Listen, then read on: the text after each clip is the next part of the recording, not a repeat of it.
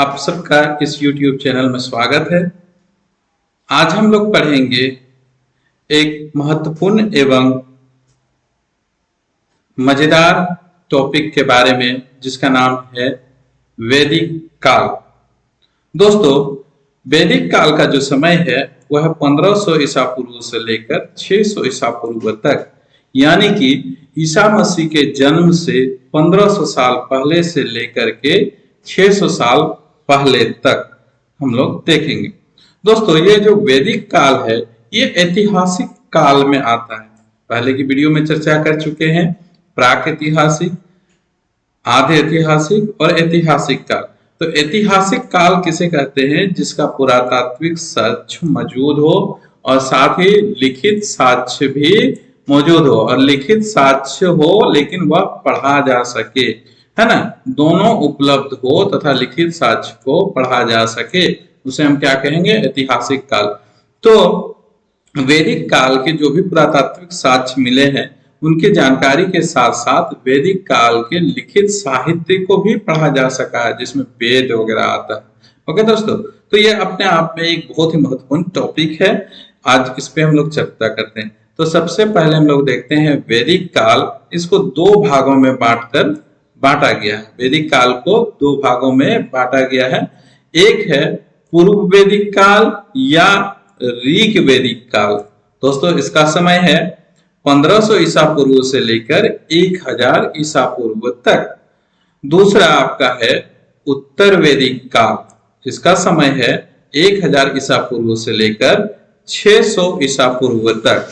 दोस्तों, वैदिक काल का यह जो विभाजन किया गया है कि 1500 से 1000 ऋग वैदिक काल और 1000 से 600 ईसा पूर्व उत्तर वैदिक काल, इस विभाजन का आधार क्या है? तो इस विभाजन का मुख्य आधार है लोहे का प्रयोग। क्या है दोस्तों? लोहे का प्रयोग। ऐसा था कि वैदिक काल के समय में लोहे का प्रयोग नहीं किया जाता था। उत्तर वैदिक काल में लोहे का प्रयोग किया जाने लगा, इसीलिए इसको लौह युगीन संस्कृति के नाम से भी जाना जाता है। अब हम लोग दोस्तों वैदिक शब्द पे थोड़ा चर्चा करते हैं। ये वैदिक शब्द का क्या अर्थ होता है? तो वैदिक शब्द वेद से बना है, और वेद संस्कृत शब्द है। क्या, कौन सा शब्द है? संस्कृत भाषा के शब्द है वेद, और इसका अर्थ होता है ज्ञान। वेद का अर्थ क्या होता है? ज्ञान। तो इसीलिए वैदिक का अर्थ क्या है? ज्ञान। और यह बना है विद्य धातु से, संस्कृत के विद्य धातु से बना है। ठीक है दोस्तों, संस्कृत के विद्य धातु से। ओके, दूसरे शब्द हम लोग बात करते हैं आर्य की। देखिए, वैदिक संस्कृति को आर्य संस्कृति भी कहते हैं। ठीक है, वैदिक संस्कृति को आर्य संस्कृति भी कहते हैं। तो वैदिक सभ्यता के मुख्य निवासी किसे माना जाता है? तो आर्यों को वैदिक सभ्यता का निवासी माना जाता है। जबकि आर्य शब्द का जो है यह संस्कृत शब्द है। आर्य एक संस्कृत शब्द है और इसका अर्थ होता है श्रेष्ठ, कुलीन, उत्तम व्यक्ति। यानी कि आर्य क्या थे? तो श्रेष्ठ थे, कुलीन थे और उत्तम थे। किंतु इसका जो व्यापक रूप में जो इसका प्रयोग होता है आर्य का, ये भाषा समूह को इंगित करता है ना, एक पूरे भाषा समूह को ही सूचित करता है। इसीलिए कहते हैं आर्य संस्कृति, यानी कि जो भाषा समूह को ये सूचित करता है। अब दोस्तों, जब बात हम लोग करते हैं कि आर्य वैदिक सभ्यता के मुख्य निवासी थे, तो ये आए कहां से थे या इसकी उत्पत्ति कैसे हुई, इसके बारे में हम लोग थोड़ा चर्चा करते हैं। आर्यों का मूल निवास स्थान। बहुत सारे एग्जाम में इस तरह का प्रश्न पूछ देते हैं कि आर्यों के मूल निवास स्थान के संबंध में किसने क्या कहा। मैच मेकिंग प्रश्न आते हैं। ठीक है, तो हम लोग सबसे पहले चर्चा करते हैं। देखिए, इसमें दो मत हम लोग पढ़ेंगे। एक पढ़ेंगे देशी मत और दूसरा हम लोग पढ़ेंगे विदेशी मत, है ना। तो देशी मत में हम लोग देखते हैं पहला बाल गंगाधर तिलक, है ना। बाल गंगाधर तिलक, इन्होंने एक किताब लिखा था और किताब का नाम था the Arctic home of the Vedas. ठीक है, और इस किताब में बाल गंगाधर तिलक ने आर्यों को आर्कटिक क्षेत्र का माना है, यानी कि उत्तरी ध्रुव का। उत्तरी ध्रुव, जैसे कि दुनिया जो है ये गोल है, तो इसका जो उत्तरी ध्रुव कहाँ सबसे ऊपर, तो यहाँ का माना है उत्तरी ध्रुव से, कि यहाँ से ये लोग भारत आए थे। ठीक है, तो ये कहना किनका है? बाल गंगाधर तिलक का। ठीक है, इसी में दूसरा आता है दयानंद सरस्वती का। दोस्तों दयानंद सरस्वती ने आर्य समाज की स्थापना की थी, है ना। दयानंद सरस्वती ने आर्य समाज की स्थापना की थी और इसने कहा कि जो आर्य लोग है ये तिब्बत क्षेत्र से आए थे। कहां से आए थे? तो तिब्बत क्षेत्र, जैसे कि ये भारत है, ठीक है, तो भारत के जस्ट ऊपर में जो तिब्बत है, बोला कि वहां से ये लोग आए थे। तो दयानंद सरस्वती का मानना है कि आर्य लोग तिब्बत क्षेत्र से आए थे। इसके बाद है DS त्रिवेदी। ठीक है, DS त्रिवेदी का कहना है कि दोस्तों कि ये जो आर्य लोग हैं ये देविका प्रदेश या अफगानिस्तान से आए थे। एक्चुअली देविका प्रदेश को ही अफगानिस्तान कहा जाता था। ठीक है, तो अब यहां से इसने कहा तिब्बत, तो इसने कहा दिया इधर अफगानिस्तान तरफ, है ना, तो अफगानिस्तान से आए थे। अगला है डी कल्ला। दोस्तों डी कल्ला का कहना है कि जो आर्य लोग हैं वो कश्मीर क्षेत्र से आए थे, हिमालय क्षेत्र से, है ना, यहां से ये लोग आए हुए थे। ठीक है दोस्तों, आगे और है संपूर्णानंद और अविनाश चंद्र दास। संपूर्णानंद और अविनाश चंद्र दास, इन्होंने आर्यों को सप्त सिंधु प्रदेश का माना कि इनका आर्यों का मूल निवास कहाँ था? सप्त सिंधु प्रदेश, और वहीं से ये लोग बसे थे। गंगानाथ झा एक और विद्वान है, गंगानाथ झा, और इनका मानना था कि आर्य गंगा यमुना द्वाप क्षेत्र जो है वहां से आए थे। ठीक है, गंगा यमुना द्वाप क्षेत्र, जिसको भ्रमसी प्रदेश भी कहा जाता है। ठीक है दोस्तों, तो ये था देसी मत। एक्चुअली ये पढ़ने का मेन मकसद है कि प्रश्न इससे पूछा जाता है। विदेशी मत में हम लोग देखते हैं दोस्तों, है ना, विदेशी मत में सबसे पहले हम लोग चर्चा करते हैं सर विलियम जोन्स की। सर विलियम जोन्स का जो मानना था, इन्होंने कहा कि यूरोप से आर्य लोग आए थे। यूरोप से, यूरोप में जैसे जर्मनी, हंगरी, दक्षिणी रूस, इन क्षेत्रों से आर्य आके यहाँ बसे थे। इनका आधार क्या था? क्यों ये कहते हैं कि आर्य वहां से आए थे? तो इनका आधार था कि यूरोप के जो भाषा होते हैं, संस्कृत, इन दोनों भाषाओं में समानता बहुत है, इसी आधार पे कहा था। तो जैसे देखेंगे हम लोग संस्कृत, लैटिन, अंग्रेजी, जैसे मातृ संस्कृत में, लैटिन में मातेर, अंग्रेजी में मदर, संस्कृत में पितृ, लैटिन पातेर और अंग्रेजी में फादर। तो कहा कि ये जो समानता है यूरोपीय भाषा और संस्कृत भाषा, इसी के आधार पर सर विलियम जोन्स ने आर्यों को यूरोप का माना कि आर्यों का मूल निवास स्थान यूरोप था। ओके, अगला एक विद्वान आते हैं, जर्मन विद्वान है मैक्स मोलर। ये कहाँ के रहने वाले थे? तो जर्मनी के जर्मन विद्वान मैक्स मोलर। इन्होंने माना कि जो आर्य थे वो उनका मूल निवास स्थान मध्य एशिया था या बैक्टीरियाई क्षेत्र, है ना, मध्य एशिया इन्होंने माना। और इसका आधार किस आधार पे इसने कहा? तो ईरानी ग्रंथ जैन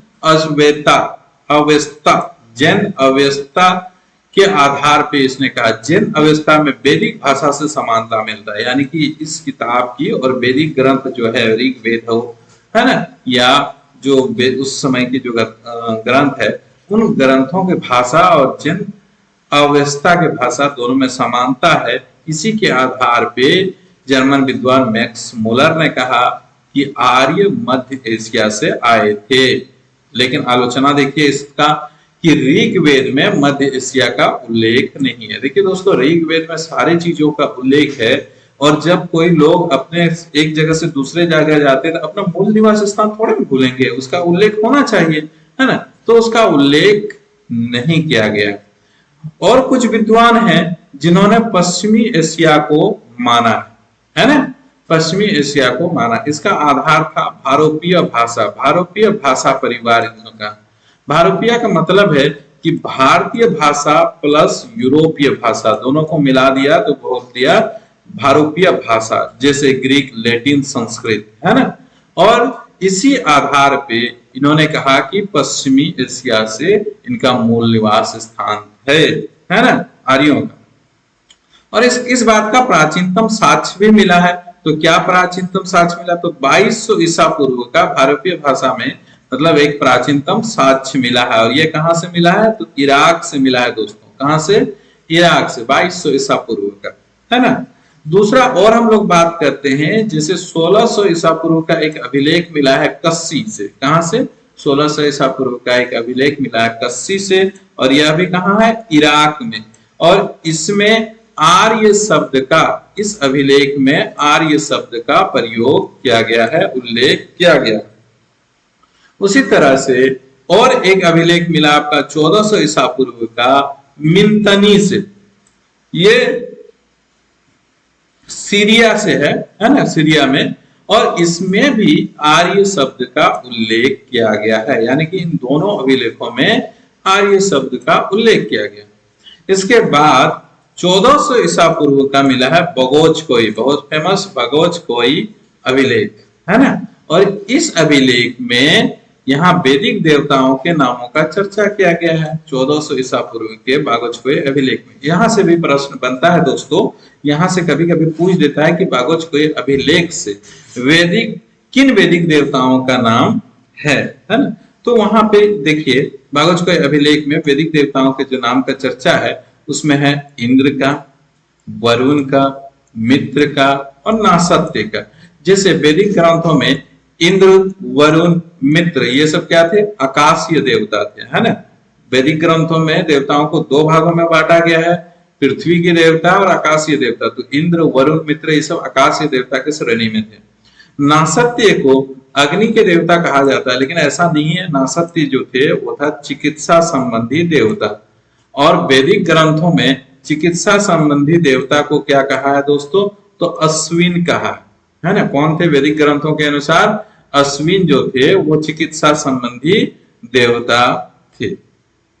खैर एक चीज हम लोग यह निष्कर्ष के तौर पे कह सकते हैं कि आर्य जो थे, आर्यों का जो मूल निवास स्थान था वो एशिया था, चाहे वो मध्य एशिया हो या पश्चिमी एशिया।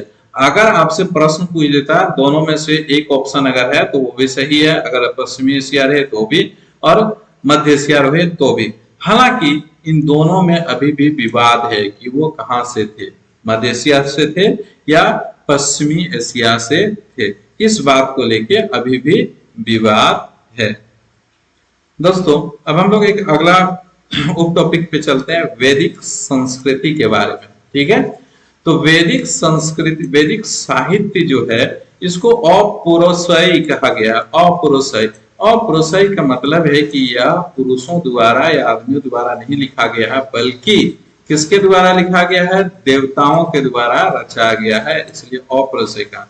इसका स्रोत में क्या क्या देखते हैं? जैसे वैदिक, ऋग वैदिक साहित्य, है ना दोस्तों। तो ऋग वैदिक साहित्य, ऋग वैदिक साहित्य को श्रुति कहा जाता है ना, श्रुति। और यह देवीय उत्पत्ति माना जाता है, यानी कि देवताओं द्वारा लिखा गया है, देवताओं द्वारा उत्पत्ति की हुई है। इसमें क्या क्या आता है? जैसे संहिता, संहिता किसको कहते हैं दोस्तों? तो वेद को संहिता कहते हैं। और कितने वेद हैं? तो 4 वेद है, ऋग्वेद, आजुर्वेद, सामवेद और अथर्ववेद। उसी तरह इसमें और आता है ब्राह्मण। कितने हैं? 7 ब्राह्मण ग्रंथ। ब्राह्मण का मतलब है ब्राह्मण ग्रंथ, ठीक है। 7 ब्राह्मण ग्रंथ है। उन ब्राह्मण ग्रंथों में क्या है? तो कर्म कांडवाद का सिद्धांत है ना। जैसे आरण्यक है तो उसमें रहस्यवाद है, और उपनिषद जो है ये तत्व मीमांसा, ये सब सभी आता है आपका देवीय उत्पत्ति के अंतर्गत। दूसरा जो उत्तर वैदिक काल के जो साहित्य है इसको स्मृति कहा, है ना, स्मृति यानी कि सोच पर आधारित, ठीक है। तो इसमें वेदांग है, कितना है? वेदांग 6 है। और वेदांग में 6 वेदांग क्या क्या है? तो शिक्षा है, कल्प, व्याकरण, निरुक्त, छंद और ज्योतिष, ये 6 है वेदांग, ठीक है। और उपवेद 4 है, जिसे आयुर्वेद, ये किससे संबंधित है दोस्तों? तो औषधि से। उसी तरह शिल्प उपवेद, यह संबंधित है आपका मूर्ति से, मूर्ति कला, मूर्ति से। तीसरा है गंधर्व, है ना, उपवेद, ये आपका संबंधित है संगीत से। और चौथा उपवेद है धनुर्वेद, और यह संबंधित है युद्ध कला या योद्धा से। ठीक है दोस्तों, तो अब हम लोग आगे बढ़ते हैं और देखते हैं वैदिक साहित्य, श्रुति साहित्य या औपरुषीय, है ना, इसके बारे में थोड़ा सा हम लोग चलते हैं, थोड़ा सा देखेंगे। जैसे ऋग्वेद में की जो है स्तुति कितने हैं, है ना, ये ऋग्वेद का जो रचना है तो ये भगवान के स्तुति करने के लिए श्लोक, है ना, तो इसमें 1028 सूक्त है, 10 मंडल है और 10,580 मंत्र है। और ऋग्वेद के जो ज्ञाता होते हैं या जो इसको पढ़ते हैं उसको होत्री या होता कहते हैं।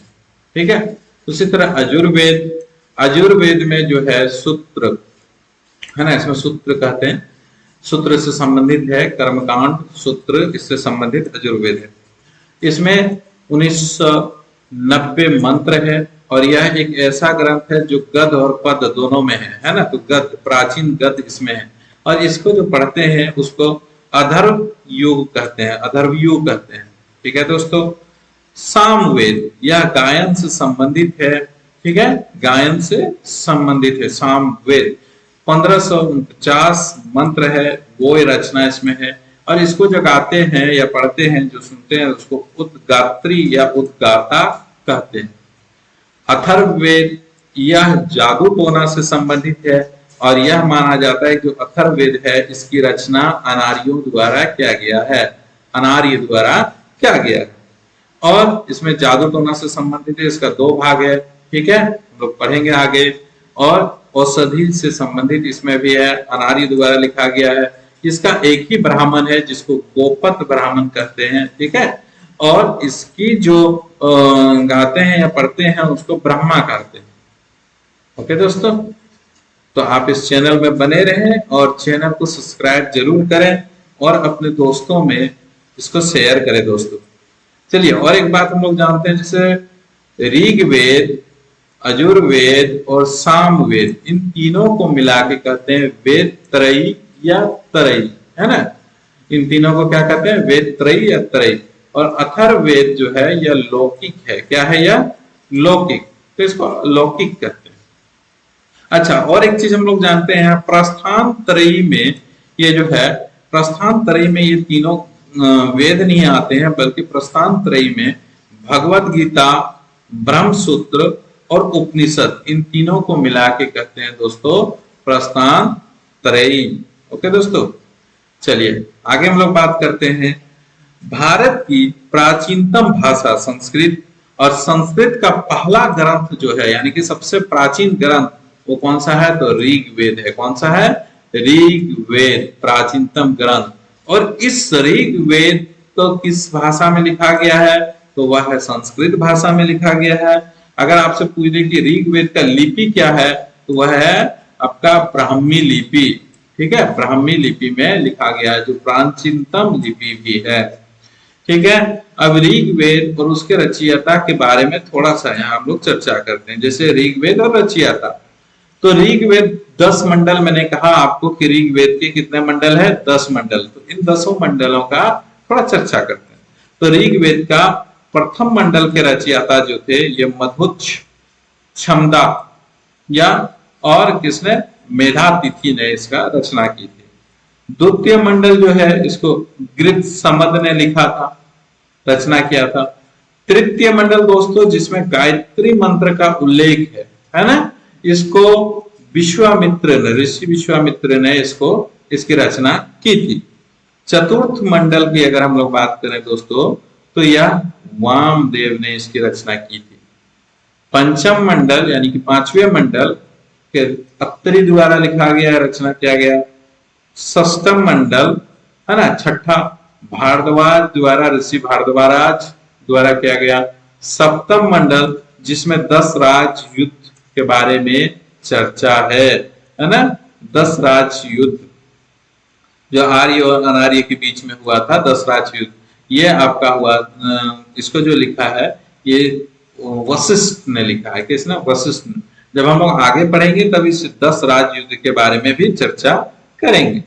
ओके, अष्टम मंडल जो है ये कण्व एवं अंगरीष के द्वारा लिखा गया, रचयिता किया गया। नवम मंडल सोम देवता एवं अन्य ऋषि द्वारा, इसमें 114 जो सूक्त है वो सोम को समर्पित है नवम मंडल में।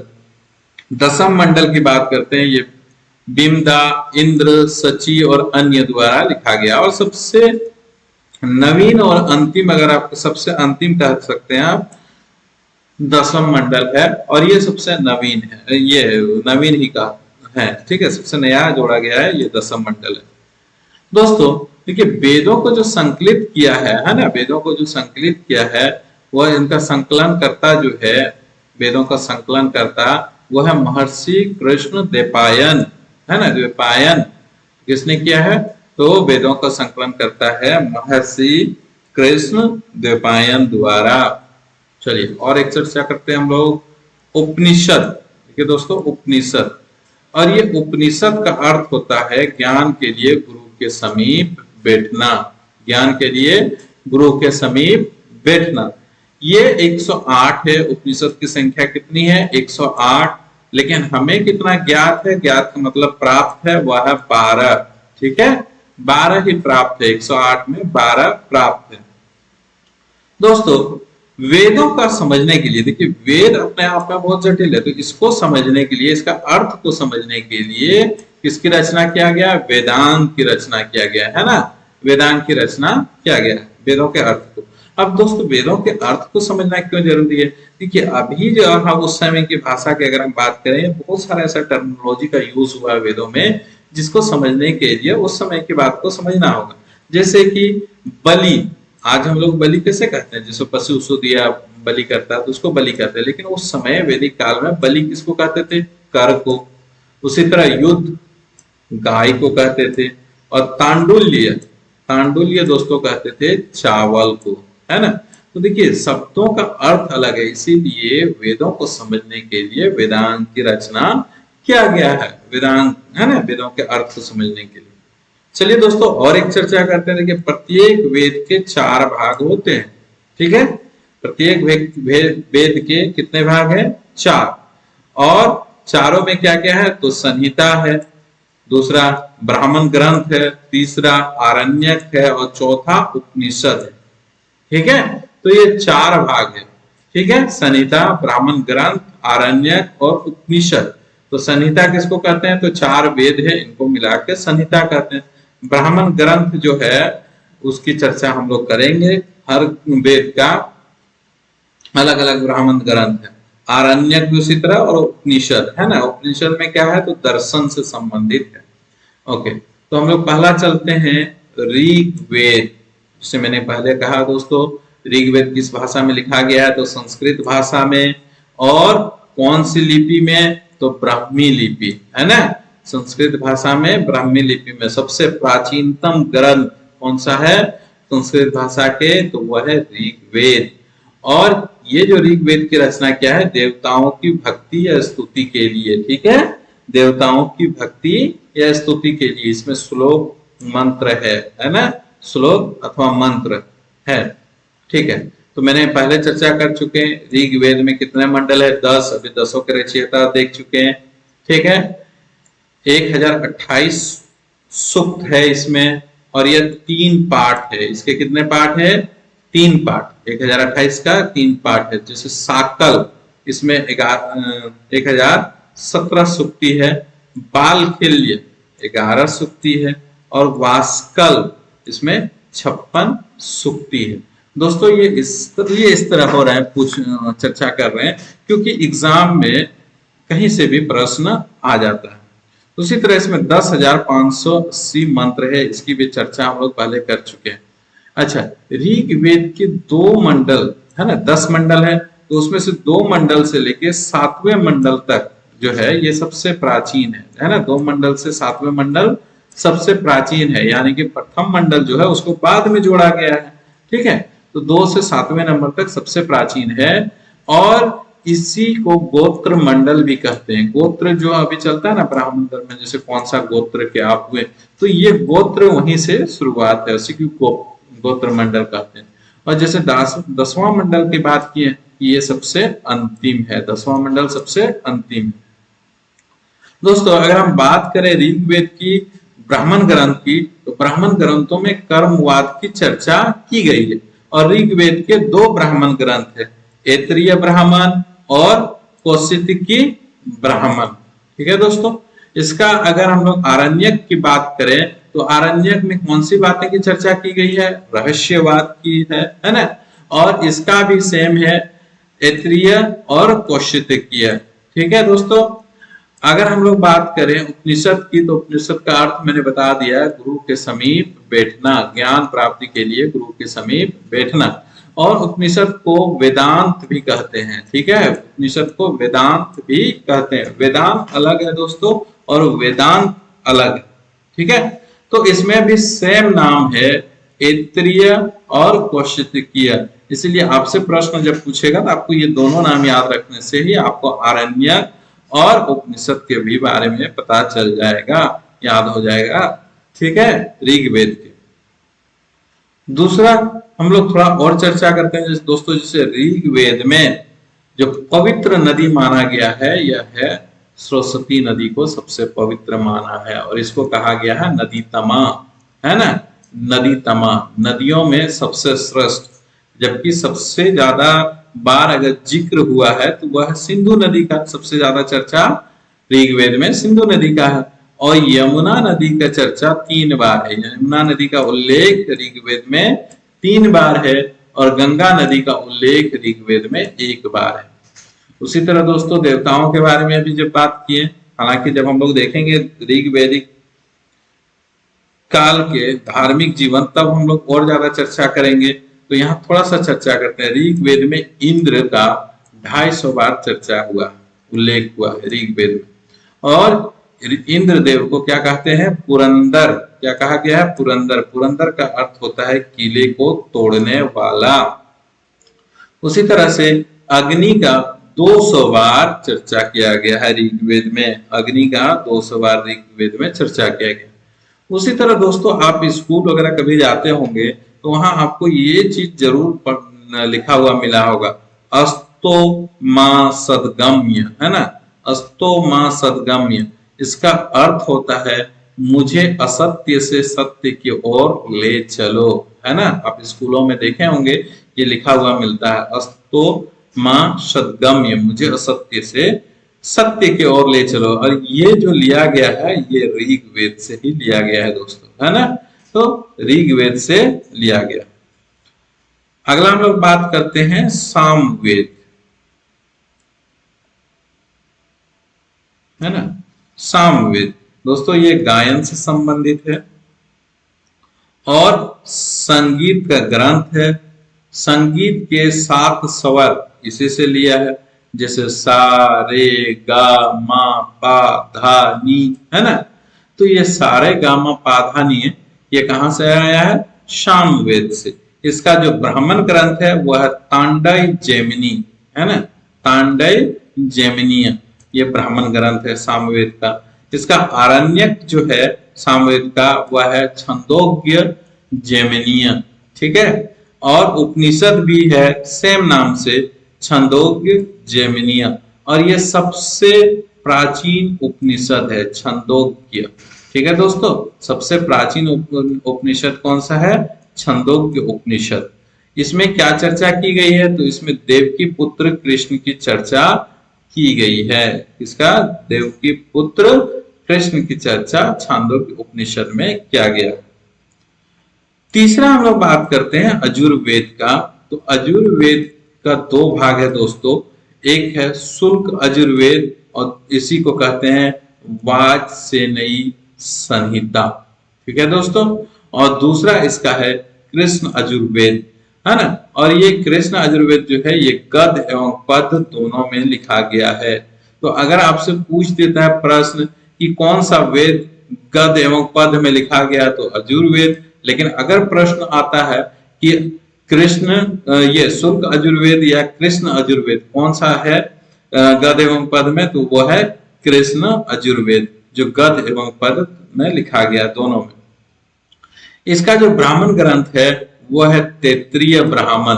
ठीक है दोस्तों, दो है, एक है शतपथ ब्राह्मण और दूसरा है तैत्तिरीय ब्राह्मण। इसका दो ब्राह्मण ग्रंथ है। ठीक है, शतपथ ब्राह्मण में जो चर्चा की गई है, इसमें है जल प्लावन की कथा के बारे में चर्चा की गई है। उसी तरह से पुनर्जन्म का सिद्धांत का भी चर्चा शतपथ ब्राह्मण में की गई है। दोस्तों, अगर यहाँ प्रश्न आपसे पूछता है कि पुनर्जन्म का सिद्धांत का वर्णन कहाँ मिलता है या चर्चा कहाँ मिलती है, तो वह है शतपथ ब्राह्मण। इसका आरण्यक सेम नाम से है दोस्तों, शतपथ और तैत्तिरीय। ठीक है, उपनिषद की बात करें दोस्तों, तो इसमें तैत्तिरीय उपनिषद, बृहदारण्यक है ना, और श्वेताश्वर, ये इसका कट है ना, बृहदारण्यक कट, तो ये इसका उपनिषद है। तैत्तिरीय उपनिषद में अधिक अन्न है, ये अन्य नहीं दोस्तों, अन्न। ठीक है, अन्न 9, तो अधिक अन्न उपजाओ की बात कहा गया है। उसी तरह कट यानी कि इसमें निचिकेता और निचिकेता संवाद इसमें है। ठीक है दोस्तों, श्वेतांबर में श्वेताश्वर जो उपनिषद है, इसमें प्रथम बार मोक्ष की चर्चा की गई है। इसमें श्वेताश्वर में प्रथम बार मोक्ष की चर्चा की गई, श्वेताश्वर उपनिषद में। तो यहाँ भी प्रश्न बनता है कि प्रथम बार किस ग्रंथ में प्रथम बार मोक्ष की चर्चा मिलती है, तो वह श्वेताश्वर उपनिषद। अगला हम लोग चलते हैं दोस्तों, अथर्ववेद, इसको ब्रह्मवेद भी कहते हैं। यह वेद किससे संबंधित था, तो जादू टोना से इसमें है ना। इसका यह माना जाता है कि अथर्ववेद का रचयिता जो है वो अनार्य थे। ठीक है, अनार्य दोस्तों जो यहीं के जो निवासी थे उसको अनार्य कहते हैं, है ना। तो कहता है कि अथर्ववेद के रचयिता अनार्य थे। इसमें यज्ञ में आने वाली बाधाओं का निराकरण है ना, कि यज्ञ में अगर कोई बाधा आती है तो उसको कैसे दूर करें, उसका निराकरण के बारे में चर्चा। उसी तरह औषधियों के बारे में वर्णन है ना, अथर्ववेद में औषधि के बारे में वर्णन, दवाई। ओके दोस्तों, उसके साथ ही इसमें मगध, अंग और अयोध्या के बारे में भी चर्चा मिलती है। अथर्ववेद में ही सभा एवं समिति को प्रजापति की 2 पुत्रियां कहा गया है। ठीक है दोस्तों, इससे बहुत ज्यादा प्रश्न आता है। तो अथर्ववेद में सभा एवं समिति को प्रजापति की 2 पुत्रियां कहा गया।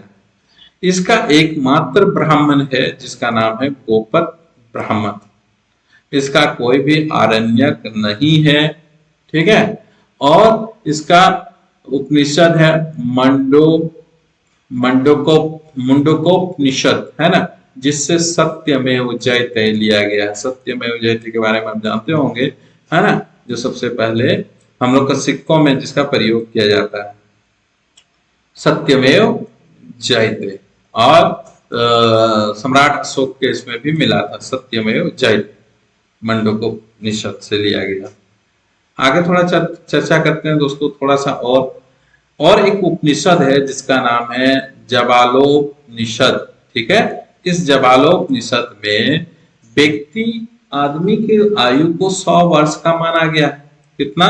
100 वर्ष को, और इस 100 वर्ष को 4 भागों में बांटा है, तो 25 वर्ष। तो इसी तरह से इसमें जैसे 0 से यानी कि आदमी के 4 भागों में बांटा है उनके जीवन को। ठीक है, 4 आश्रम कह सकते हो या 4 स्टेज कह सकते हैं। 0 से 25 साल का जो अवस्था होगी इसको कहा ब्रह्मचर्य। और ब्रह्मचर्य में आदमी का या व्यक्ति का जो मुख्य धर्म होता था वो होता था शिक्षा ग्रहण करना। ठीक है, ब्रह्मचर्य जीवन का पालन करना और शिक्षा ग्रहण करना। इसका उम्र था 0 से 25, 25 से 50 यानी कि 26 से 50 का जो समय था, अवस्था था, यहाँ कहते हैं इसको गृहस्थ, है ना। इस अवस्था में यह माना गया है कि व्यक्ति को अपने गृहस्थ जीवन में प्रवेश करना चाहिए, गृहस्थी बसाना चाहिए। और यहाँ पे पितृ ऋण से मुक्ति प्राप्त करना चाहिए। पितृ ऋण है ना, संतानों उत्पत्ति करके पितृ ऋण से मुक्ति प्राप्त करना चाहिए। उसके बाद 51 से यानी कि 50 से 75 या 51 से 75, 50 के बाद 51 से 75 के बीच को वामप्रस्थ कहा है। क्या कहा दोस्तों? वामप्रस्थ। गृह को त्याग कीजिए और वनों में जाइए, और वनों में जाके क्या करना? शोध कार्य करना वहां पे जाके, है ना, औषधियों का या फिर और भी भगवान के बारे में चर्चा, उसके ध्यान, शोध, इन सारी चीजों को करने का कहाँ समय दिया गया? 51 से 75 कि आप वहां जाए और शोध कार्य करें। एक तरह से शोध कार्य हम लोग कह सकते हैं।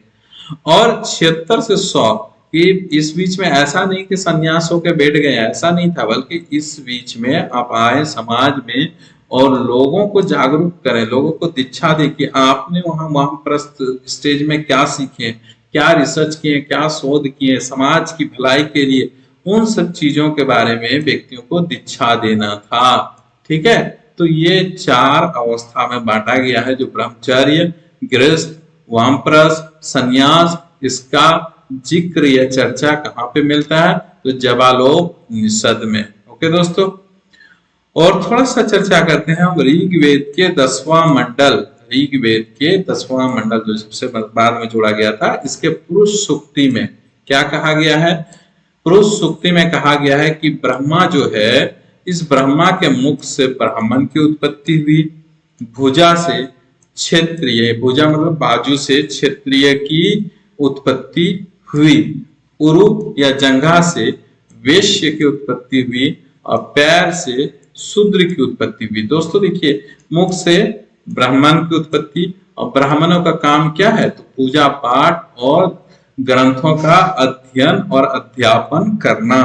इस तरह से बांटा गया है ना, पूजा पाठ, ग्रंथों का अध्ययन और अध्यापन करना। भुजा से जब क्षेत्रीय क्या हुआ, तो इनका काम था रक्षा करना, और उरु जंघा से वैश्य, तो इनका काम था समाज के पेट भरना, और पैर से शूद्र, तो इनका काम था सेवा करना। लेकिन दोस्तों शुरुआत में अगर हम ऋग्वेद काल में देखेंगे तो यह बाय चॉइस था, ऐसा कोई ये नहीं था कि आदमी बंधन में नहीं था। वहां पे जाति व्यवस्था की बात करें या वर्ण व्यवस्था की, ये दोनों नहीं थी ऋग्वेद काल में। पहले जातियां कर्म पर आधारित थी, है ना, ये कर्म को दिखाता था कि इनका कर्म क्या होगा। जैसे ब्राह्मण का कर्म होगा अध्यापन एवं अध्ययन और पूजा पाठ, तो ये कर्म आधारित थे। वहां पे कोई इस तरह का बाउंडेशन जाति आधारित नहीं था कि जो आप इस जात में पैदा हो गए, इस तरह से कोई बातें नहीं थी ऋग्वेद काल में। ठीक है दोस्तों, और यहाँ पे हम लोग बात करते हैं, जैसे पहले जातियां क्या थी, तो कर्म पर आधारित थी। जैसे कि एक वेद की जो ज्ञाता थे, जिनको एक वेद का ज्ञान था, उनको वेदी कहते थे। उसी तरह 2 वेद का ज्ञान था, उनको द्विवेदी कहते थे।